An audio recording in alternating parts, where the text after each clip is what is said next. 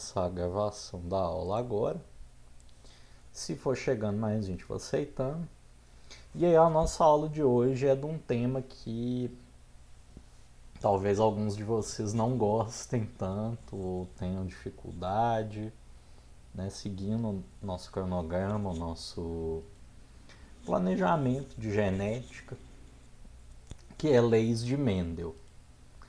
Talvez vocês não gostem muito porque a lei de Mendel sempre é associado com aquelas contas de probabilidade, com aqueles heredogramas, e aquilo lá é uma coisa um pouco assustadora em genética. Até para o pessoal que está na faculdade às vezes é um pouco assustador, beleza? Deixa eu só fechar umas coisas aqui. Pois é, Juan, mas fica tranquilo. Vai ser uma aula light, não tem muita coisa, né? Eu vou fracionar bem esse conteúdo para a gente não ficar sobrecarregado. E a gente vai fazer bastante exercício. Eu vou selecionar algumas questões. Hoje a gente vai fazer alguns juntos e nas próximas aulas a gente vai fazendo mais questões. Hoje a gente vai ver só a primeira lei, para não ter complicação, não ter desespero, ninguém sair chorando. Calma. Deixa eu compartilhar minha tela aqui.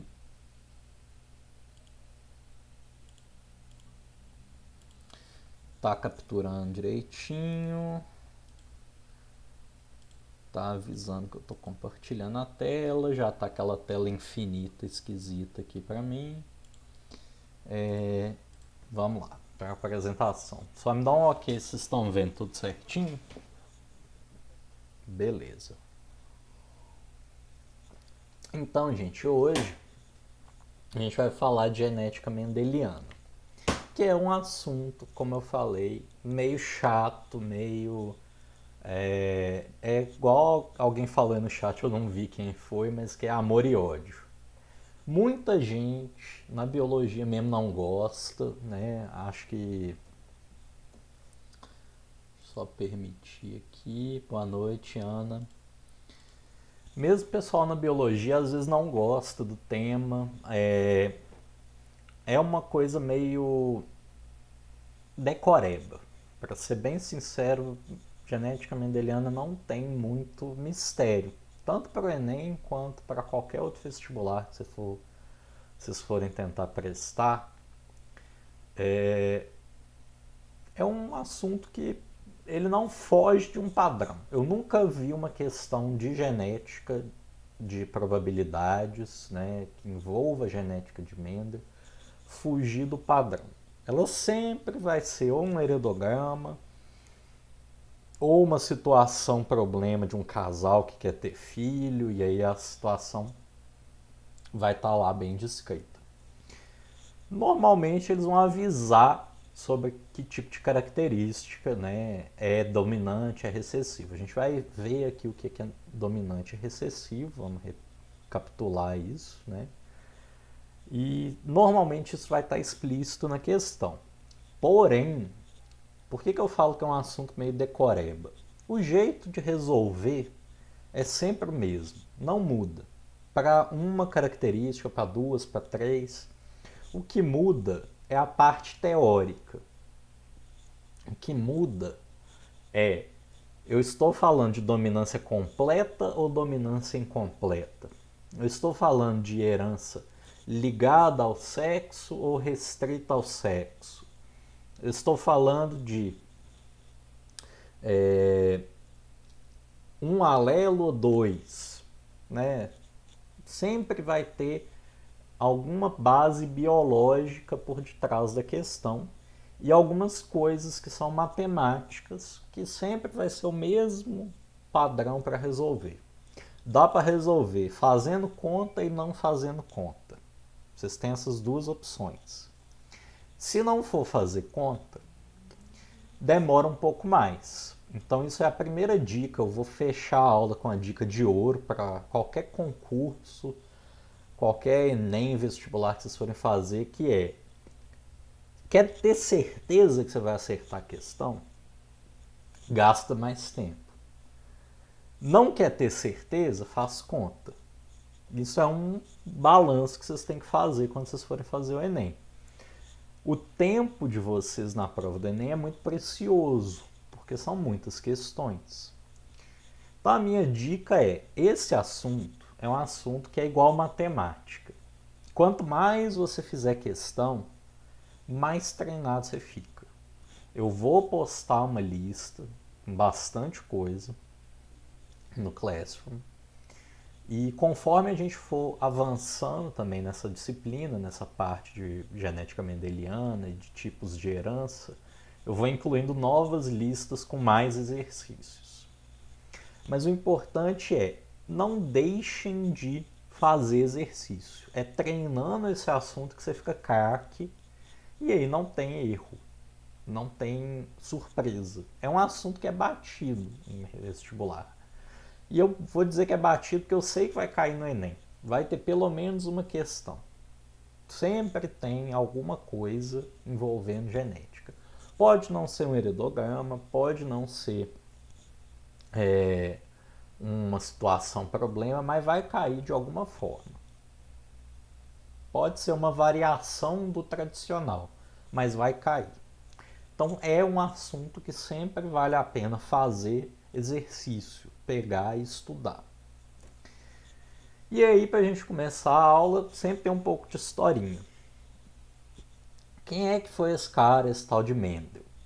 Mendel, ele foi um cara que nasceu no século XIX, né, em 1822, na região da Morávia, que é essa região em vermelho aqui no mapa, da República Tcheca, né? Hoje é a atual República Tcheca. Um país que fica ali do lado da Alemanha, na Europa. Ele nasceu ali bem no extremo oriente da República Tcheca. E o Mendel, ele era uma pessoa de origem humilde, ele era filho de camponeses. Mas ele tinha um destaque, ele era um cara bem inteligente. Os pais dele incentivavam muito ele a estudar. E ele, depois de concluir a educação básica, decidiu que seria uma boa ideia tentar fazer uma educação superior, um ensino superior. Só que ele, ao contrário do Darwin, né, isso aqui é fofocas científicas da história da ciência. O Darwin era um playboy, né? Eu acho que na aula de evolução eu contei para vocês. Ele era o típico playboy. Ele podia escolher o que ele ia fazer, a hora que ele fosse fazer, e se desse errado, a herança do pai ia sustentar ele. Ele não precisava trabalhar. Então ele tentou ser médico, não quis, tentou ser padre, não quis. Acabou virando cientista porque ele tinha dinheiro. E para virar cientista no século XIX, você tinha dois caminhos. Ou você tinha dinheiro, ou você era financiado por alguém. Na Inglaterra, no Reino Unido, né, você tinha pessoas que eram financiadas pela coroa. A rainha Elizabeth, na época, tinha alguns cientistas que ela financiava, mas eram muito poucos. E em outros lugares, se você quisesse ser cientista, você tinha que se filiar à Igreja Católica. Não tinha outra instituição que iria te dar dinheiro, te dar moradia, te dar alimentação e permitir que você perseguisse estudos superiores, você estudasse aprofundadamente algum tema. Então o Darwin e o Mendel, eles são basicamente opostos ali no século XIX. Né? Um tinha muito dinheiro, podia fazer o que ele queria, viajou, fez muita coisa. E o Mendel, ele viveu uma vida bem mais restrita ali na região onde ele morou, mas ele deu uma contribuição muito grande para a ciência com as leis dele, né, com os estudos de genética, que a gente vai ver na aula de hoje.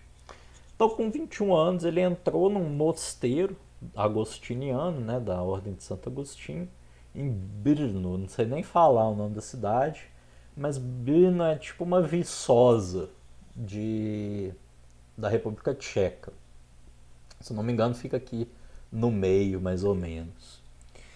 E ele morou lá até ele falecer em 1884. Então ele foi professor lá durante um bom tempo, teve, né, tempo de fazer os experimentos dele e ele fez consideráveis avanços, né, na genética no seu período. A gente vai ver o que ele fez. E pelo que Mendel ficou conhecido? O que ele fez que foi tão importante que a gente estuda ele até hoje? Né? O que ele fez que dá destaque para cair no Enem? O que ele fez que dá destaque para a gente estudar ele na escola? Por que ele é tão reconhecido assim? Ele fez várias coisas, na verdade. Ele foi meteorologista, trabalhou com probabilidades e tal. Mas ele ficou conhecido de verdade por ter estudado, por ter feito experimentos em hereditariedade, naquela área lá de hereditariedade, que não foi ele que fundou. Isso é uma ideia legal de vocês terem na cabeça. Ele não fundou a hereditariedade, ele não descobriu tudo do nada. A gente viu nas aulas de introdução que já tinham pessoas que estudavam isso, que faziam melhoramento genético, que tentavam interpretar isso. Ele foi talvez o cara sortudo que conseguiu sistematizar isso de uma maneira que hoje é estudada, é passada nas escolas e é cobrado nos vestibulares, nos mais diversos lugares do mundo, na verdade. E aí ele fez vários experimentos, ele não fez só com ervilha, mas ele ficou reconhecido pelas tais das ervilhas, né? Essa plantinha aqui, com uma florzinha pequena aqui, né? Branca, pode ser roxa também, e que cresce quase como uma trepadeira e dá uma vagenzinha com as ervilhas. E aí, lá em 1856, o Mendel resolveu começar um projeto de pesquisa. Ele já era professor na universidade, lá em Birna, e ele falou: eu vou fazer um projeto de longo prazo. Para quê? Para identificar padrões de herança, saber como é que características hereditárias são transmitidas de uma geração para outra. E a pesquisa começou com rato de laboratório, depois passou para abelha e aí no final acabou nas plantas. Ele fez com algumas plantas e acabou virando o modelo pelo qual ele ficou reconhecido foi o da ervilha. Virou, né, o seu sistema modelo, que em biologia, em experimentação, significa aquele organismo que você escolhe para investigar um problema. E desse estudo com esse organismo você consegue tirar alguns princípios gerais, você pode aprender coisas desse modelo. Então a gente faz isso o tempo todo, na verdade, quando a gente vai estudar alguma coisa em biologia, a gente trabalha com modelos. Todo cientista da área de biologia vai ter modelos de organismo para estudar. E por que ele escolheu as ervilhas? Né? Ele começou lá com rato, depois foi para abelha. A ervilha é uma planta muito fácil de ser cultivada, não requer muitos cuidados. Ela é uma planta barata, ela é fácil, né, de você obter um grande número, ela se reproduz rapidamente, diferente, por exemplo, de rato. Por mais que rato tenha um período de vida relativamente curto e se reproduza numa taxa muito grande, não é tão bom assim fazer com rato. Você precisa de muito rato para fazer um experimento desse porte do que o Mendel quis fazer. E ele acabou optando pelas ervilhas que eram bastante disponíveis ali onde ele morava. E aí, o que ele fez? Todo cientista, quando vai trabalhar com seu sistema modelo, ele tem que fazer uma coisa que a gente chama de desenho experimental, ou desenho de metodologia, ou os métodos que ele vai usar. Ele tem que planejar o que ele vai fazer. O cientista não chega no laboratório e fala, eu vou hoje misturar uma substância com a outra aqui e ver o que acontece. Eu vou hoje olhar um organismo aqui no microscópio e ver se acontece alguma coisa de interessante. Não. Ele vai fazer experimentos. E esses experimentos precisam ser bem desenhados. A gente chama isso de desenho experimental. Se o objetivo dele era estudar a hereditariedade, a primeira coisa que ele precisou delimitar é que características que ele ia analisar. Que características que são hereditárias para uma planta. E aí ele elencou 7 características hereditárias, 7 características de plantas de ervilha que ele poderia analisar. Que estão aqui nesse quadro,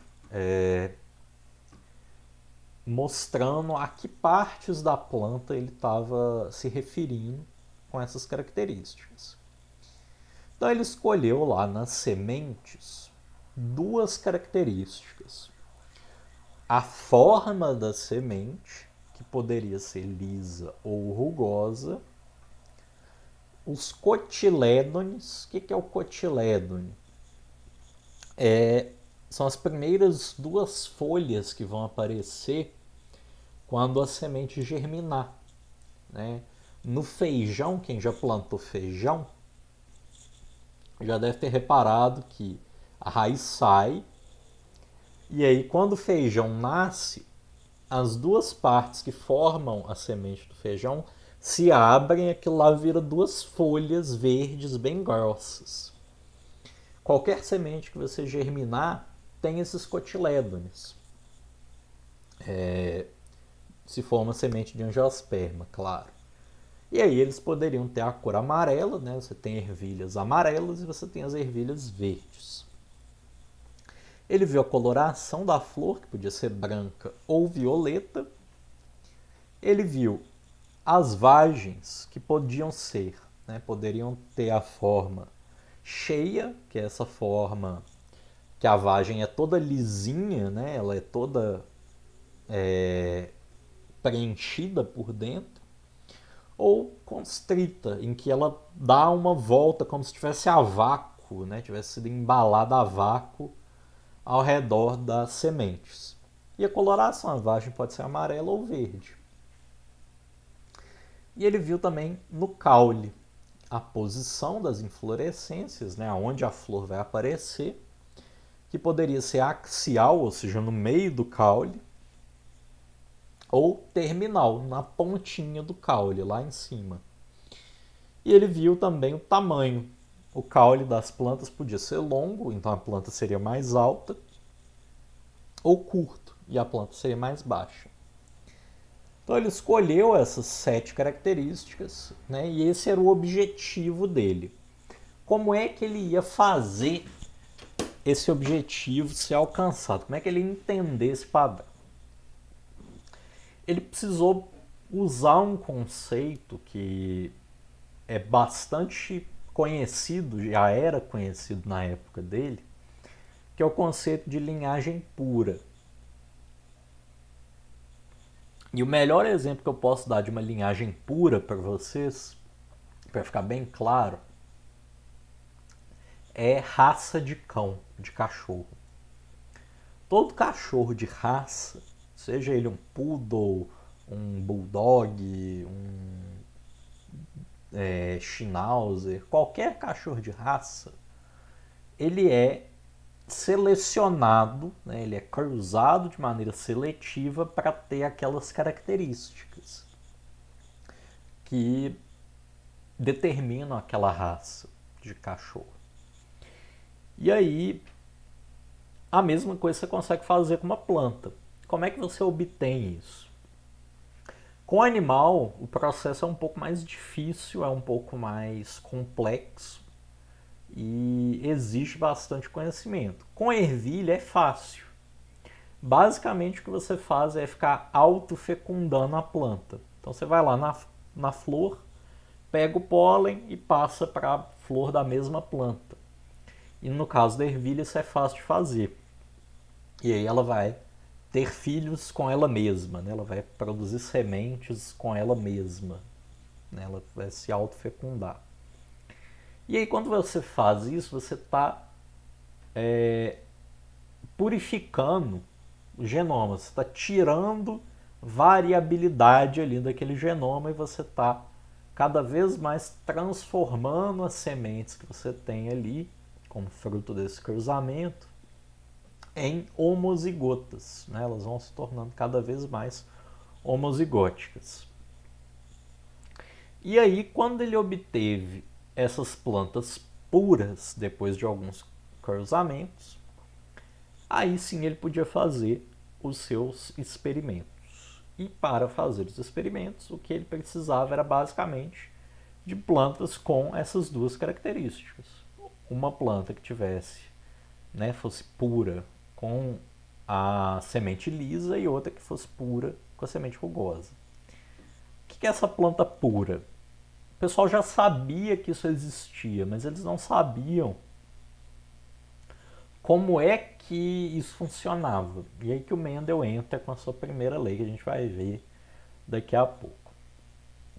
Uma planta pura, basicamente, é uma planta homozigótica. Ela vai produzir gametas com as mesmas características sempre, porque ela é azão-azão ou azinho-azinho. Então, se a ervilha amarela, por exemplo, é dominante, né, aquele alelo azão, uma planta pura que produz ervilhas amarelas é azão-azão. E a verde é azinho-azinho. Simples assim.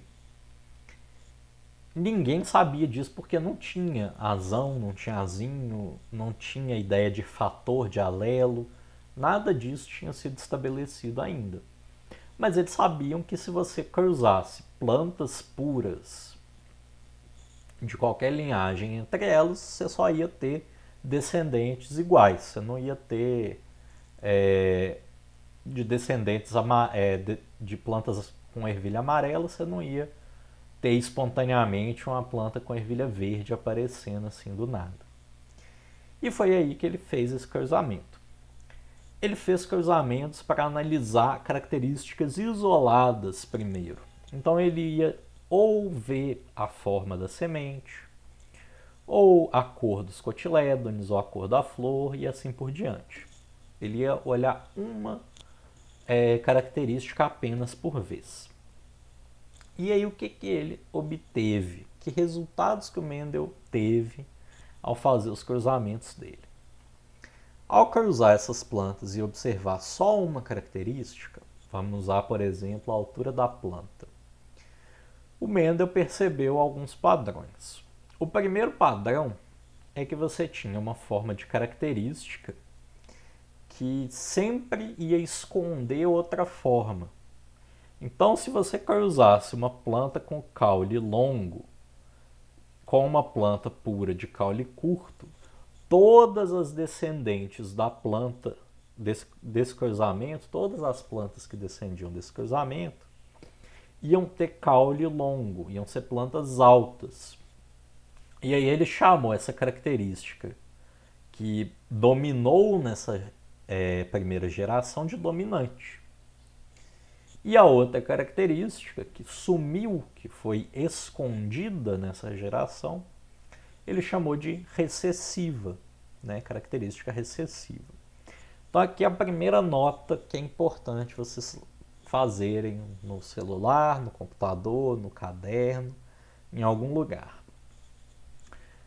Característica dominante não tem nada a ver com quantidade, ok? Característica recessiva não tem nada a ver com quantidade. Isso é um dos primeiros equívocos que muita gente faz na hora de olhar heredograma, que é contar a quantidade de pessoas que é afetada por uma determinada característica e dizer, se tem muita gente que é afetada, então é dominante. Não. E se tem muita gente que é afetada e a característica se tem pouca gente, é recessivo. Não. Dominante e recessivo não estão relacionados a quantitativo.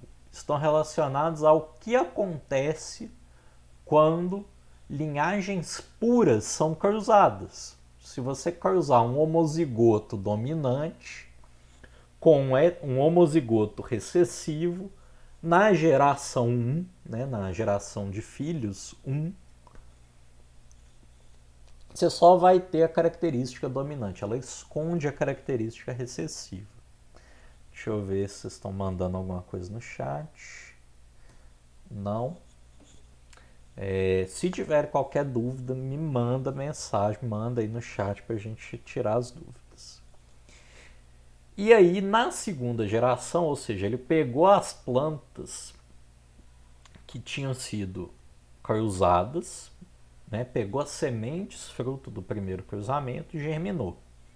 E viu lá que no cruzamento de planta alta com planta baixa, todas as sementes filhas eram altas, dava planta alta.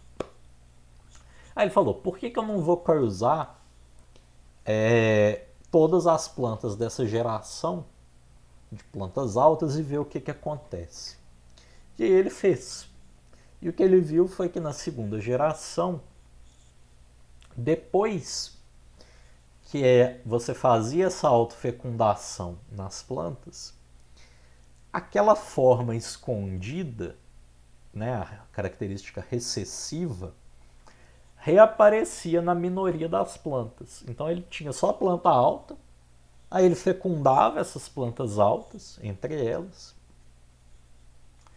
e ele percebia que reaparecia uma minoria de plantas pequenas, nessa proporção, 3:1. O que essa proporção quer dizer? O que essa razão quer dizer? Que de cada 4 plantas, 3 eram altas e uma era baixa. E aí o Mendel também descobriu, ele também conseguiu chegar na ideia de que as características eram herdadas independentemente. Se ele fosse olhar a altura da planta, ele via que não tinha nada a ver a altura da planta com a cor da flor, por exemplo. Ou se a semente é lisa ou rugosa. Não tinha nada a ver. Uma característica não influenciava na herança da outra. E aí que ele propôs a sua primeira lei. Então, de maneira bem gráfica, aqui, bem visual, lá na geração parental, que a gente chama de P, ele pegou só plantas altas, puras, ou seja, elas são homozigotas dominantes, e cruzou com plantas puras de altura curta, né, baixa, que são homozigotas recessivas. Então, azão e azinho. Se você cruzar azão e azinho, você só vai ter azinho. E aí todas as plantas são altas, porque o azão é dominante, é um gene dominante. E foi exatamente isso que ele percebeu, sem saber o que era gene. Ele só percebeu que a característica altura da planta, a altura alta, dominava em relação à altura baixa, sempre que você fizesse esse cruzamento. E aí ele autofecundou a geração F1, né, que é a geração filial 1. E aí ele percebeu que tinha essa proporção. 3 plantas altas para uma curta, né, uma planta baixa. E aí os números que ele chegou foram bem próximos de 3, na verdade, mas como ele fez com um espaço amostral pequeno, ou seja, com não tantas plantas assim, o que ele obteve foi 787 plantas altas e 277 curtas, baixas, né? Dando aí uma proporção de 2,84:1, que é bem próximo de 3, né? Mas o esperado em termos de probabilidade seria 3. Quanto mais plantas ele olhasse, mais próximo de 3 chegaria. Resumindo, o Mendel pôde então, com os experimentos dele, derrubar uma ideia que era bastante difundida e muito intuitiva na época dele, e que é até hoje muito intuitiva, que é a ideia de herança por mistura, que a gente tem na nossa cabeça que as características se misturam. Se Vou dar um exemplo que para a espécie humana não funciona, mas para a espécie ervilha funciona, tá? Mas vamos fingir que a altura de seres humanos fosse exatamente igual à altura das ervilhas. Se você tem um casal em que a mulher é baixinha e o homem é alto, ou que a mulher é muito alta e o homem é baixinho, e eles têm um filho, você intuitivamente vai pensar, o filho deve ter uma altura no meio do caminho. Deve estar mais alto do que a mãe e mais baixo do que o pai, ou mais próximo da altura do pai, ou mais próximo da altura da mãe. Mas ele vai estar no meio do caminho ali, mais ou menos.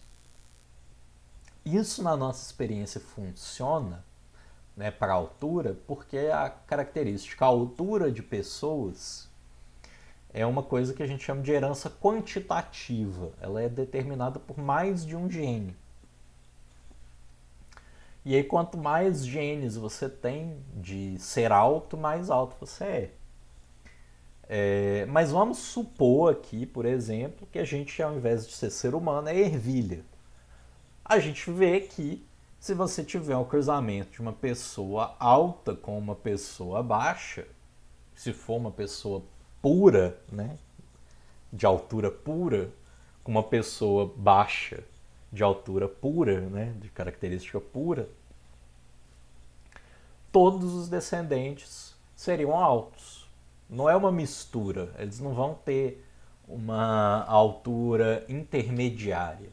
E o que o Mendel conseguiu provar com os experimentos dele foi isso. Essa ideia da herança por mistura, ela era inclusive aceita pelo Charles Darwin. Ele achava que as características hereditárias elas eram uma mistura entre as características do pai e da mãe, né, na geração dos filhos. E aí ele formulou a sua primeira lei, né, conhecida também como Lei da Segregação dos Fatores. E ela foi publicada aí entre 65 e 66, né, 1865 e 1866. O que essa lei diz? Cada característica, não só do ser humano, mas de qualquer organismo diploide, é determinada por um par de fatores que se separam na formação dos gametas. Como assim?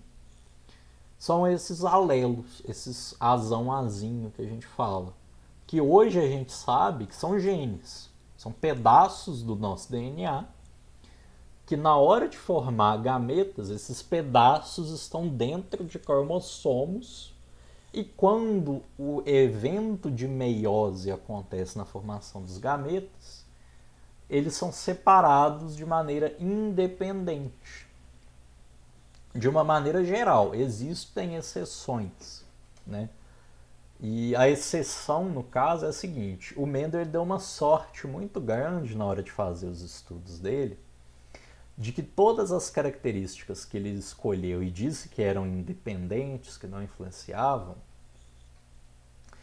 são características que estavam localizadas em cromossomos diferentes. Quando você tem cromossomos diferentes, de fato a segregação é independente, você não vai ver um padrão, porque é aleatório.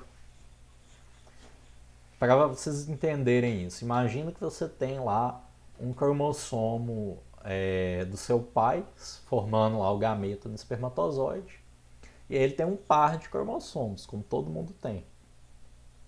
E ele tem um gene lá que é para ser alto e o outro que é para ser baixo, né? Um em cada cromossomo. Quando o espermatozoide é formado, ele vai receber só uma cópia. E aí pode ser ou o gene de ser alto ou o gene de ser baixo. Só tem essas duas opções. E isso acontece ao acaso. Aí em outro cromossomo você tem um gene para ser, sei lá, para digerir lactose e outro para não digerir lactose, para ter intolerância à lactose. E aí eles se separam também independentemente, o Bzão e o Bzinho. Vai lá e você vai ter uma célula que vai ser Azão Bzinho e a outra Azinho Bzão. Mas aí em outra pessoa que tem a mesma combinação de genes, você pode ter Azão Bzão e Azinho Bzinho.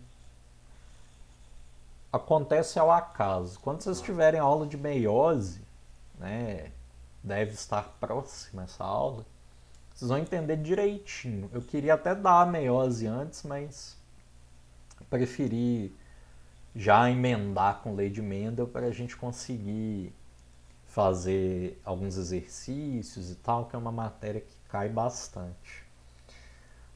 Mas então, cada característica é determinada por um par de fatores. E eles se separam na formação dos gametas. E eles se separam ao acaso. E aí, na segunda lei de Mendel, ele anuncia que essa separação é independente para características diferentes. Adiantando assim, né? Aí aqui é a minha dica para vocês. Toda vez que vocês forem fazer questão de lei de Mendel. Esse cara aí, o Punnett, ou Punnett, eu acho que é Punnett, que ele era inglês, se eu não me engano. Ele elaborou esse quadro. E esse quadro é a melhor coisa que tem, porque ele não deixa você errar. Se você tiver dúvida na hora de fazer qualquer exercício de genética, sempre faça o quadro de Punnett até você ter confiança para fazer conta de cabeça ou só fazer a conta de maneira numérica. No quadro não tem erro, você sempre vai olhar e vai contar e não vai ter como errar. E aqui o que esse quadro faz? Ele simula o cruzamento entre um indivíduo que tem a vagem verde com um indivíduo aqui que tem a vagem amarela. Aí esse indivíduo da vagem amarela é heterozigoto. Não está aparecendo aqui porque eu tive que cortar a imagem para caber, mas ele seria Yzão, né, amarelo, e Yzinho verde. E ele teria a ervilha amarela justamente porque ele tem esse alelo dominante, que é o Yzão. Então ele teria esse genótipo daqui. E o que o quadro representa? As possibilidades de encontros de gametas desses dois organismos, né? A ervilha parental, que só tem a vagem verde, que é Yzinho, com a ervilha parental, que tem a vagem amarela, que é heterozigota, Yzão, Yzinho. E aí o que ela vai ter? A ervilha verde, né, a vagem verde, vai ter o gameta Yzinho e o gameta Yzinho, não tem outra opção. E a outra vai ter o gameta Yzão e o gameta Yzinho. Yzão pode se encontrar com Yzinho e aí vai dar uma ervilha amarela, a vagem amarela. E aqui ele também vai se encontrar com Yzinho, porque não tem outra opção. Esse cara aqui é homozigoto. Ele só produz Yzinho de gameta. Né? O zigoto dele, né, o gameta que ele vai formar, na verdade, vai ser sempre o mesmo. Então, o efeito que ele tem no zigoto é de ser sempre igual. Então, esse zigoto aqui ele não vai influenciar. Então, vai ser também vagem amarela. Agora, se o indivíduo aqui produzir gameta Yzinho, ele também só vai ter a opção Yzinho. Ele só vai se encontrar com Yzinho desse cara aqui, que é homozigoto. Então ele vai ter vagem verde, vagem verde. Aí a pergunta: num cruzamento de um organismo, né, de um ser humano heterozigoto, azão azinho, com um ser humano homozigoto, sei lá, um homem albino com uma mulher normal heterozigota. Qual a probabilidade do filho do casal ser albino? Albinismo é uma característica recessiva, né? É o alelo Azinho, ou Yzinho aqui para ficar mais fácil da gente ver. Se o cara é albino, ele é Yzinho, ou Azinho. E a mulher que é normal é Azinho. É o mesmo cruzamento, só trocou a letra. Aí como é que você sabe qual que é a chance dele ter um filho, né? Esse homem ter um filho com essa mulher e o filho ser albino? Ué, é esse aqui, né? O genótipo recessivo Yzinho, homozigoto é o albinismo. Tem 2. Ó, tem 2 Yzinho. Isso aqui é a chance em 4. 2 sobre 4. 2 sobre 4 é 1/2 ou 50%. Então ele tem 50% de chance de ser normal ou de ser afetado pelo albinismo. Aqui é a mesma coisa, 50% de chance de ter a vagem amarela e 50% de chance de ter a vagem verde. Só tem essas duas opções. Porque só tem essas duas características.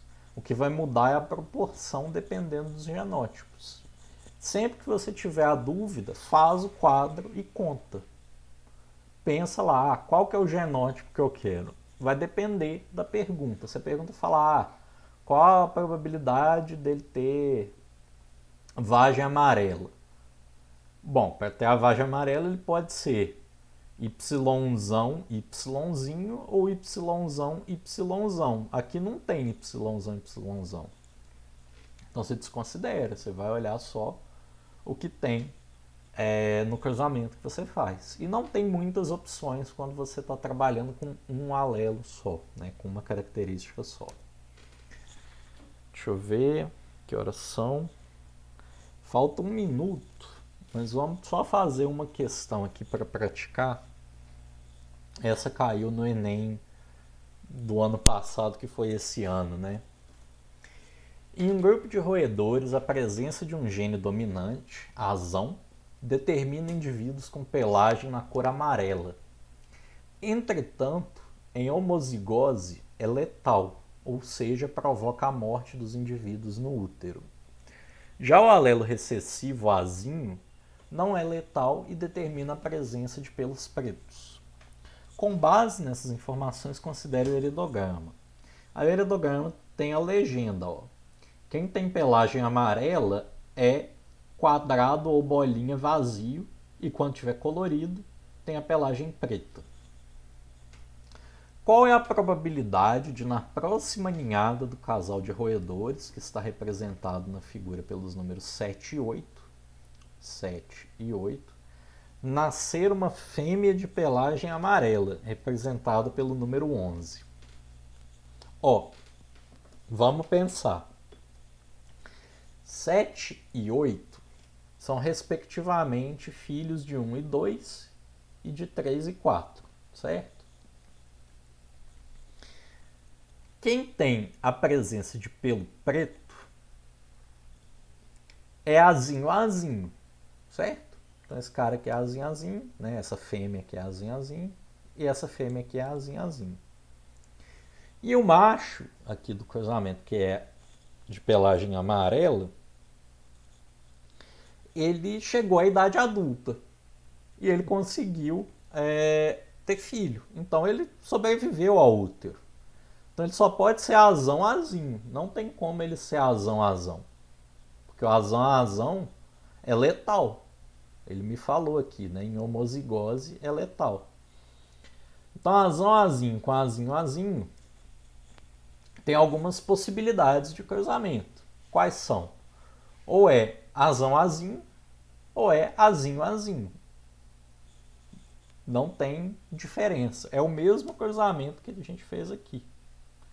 Um heterozigoto com um homozigoto recessivo. Se esse cara aqui é branco, eu tenho certeza, né, a pelagem dele é amarela, desculpa, eu tenho certeza que ele é heterozigoto, porque ele sobreviveu. A mesma coisa aqui, não muda. É o mesmo raciocínio. Se sobreviveu, com certeza ele é heterozigoto. Então eu estou usando dois heterozigotos. Azão azinho com azão azinho. Quais são as possibilidades? Azão azão, azão azinho e azinho azinho. Respectivamente, 1/4 de chance de ser de ser homozigoto dominante, 1/4 de ser homozigoto recessivo e metade, né, 2/4 ou 50% de ser heterozigoto. Aí aqui está a pegadinha. Qual é a probabilidade de na próxima ninhada do casal de roedores nascer uma fêmea de pelagem amarela? Fêmea de pelagem amarela e nascer. Se vai nascer, tem que sair do útero. Então, só tem a possibilidade de ser heterozigota, azão azinho, tá? A chance é de 1/2. E nascer uma fêmea, que seria 1/2 de chance, porque você tem dois sexos biológicos, você tem o macho ou fêmea. E aí a chance seria nascer uma fêmea e ela ter a pelagem amarela. Mas aqui, a pegadinha dessa questão tá no fato de que já aconteceu, tá aqui, ó, representado pelo número 11. Se já aconteceu, eu já sei que é fêmea. Então não preciso considerar essa probabilidade. A única probabilidade que eu preciso é de pensar no cruzamento desses dois heterozigotos, qual que é a chance de nascer o amarelo. E para nascer você tem que desconsiderar o azão-azão, porque ele é letal. Então você só tem 3 opções. Ou é azão-azão, ou é azão-azão, ou é azinho-azinho. 2 em 3. Letra D, o gabarito dessa questão. Né? A resolução é D. 66% de chance. Por quê? Porque já me mostrou que nasceu uma fêmea de pelagem amarela. Ela já está no cladograma. Agora, se ele me falasse um número 12 que não tá, aí eu teria que considerar a probabilidade. Isso é uma coisa que vocês têm que ficar ligados, beleza?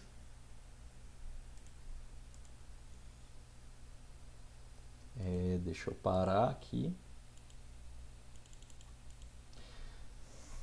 Respondi a dúvida, Ana? Pessoal, vocês estão liberados, vocês têm outra aula daqui a pouco. Peço desculpas aí por ter passado um pouco tempo, mas é para pelo menos a gente fazer um exercício, beleza? Aí eu vou terminar a gravação aqui